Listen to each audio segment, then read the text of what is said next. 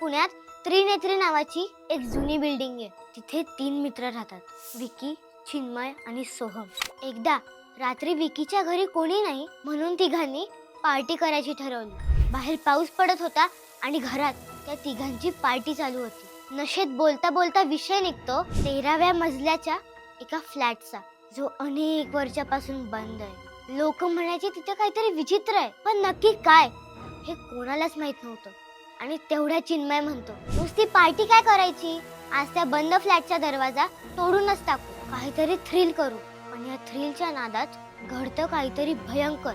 नशेत ते 13व्या मजल्याच्या फ्लॅटचं बंद दार तोडून आत जातात आणि आत पूर्ण अंधार असतो. उजेड असतो तो फक्त सोहमच्या मोबाईलच्या फ्लॅशचा. आणि तेवढ्यात समोर त्याला आरसा दिसतो आणि आरशाच्या वर असतो एक जुना फोटो, ज्या फोटो खाली लिहिलेलं असतं लव्ह यू मंजू.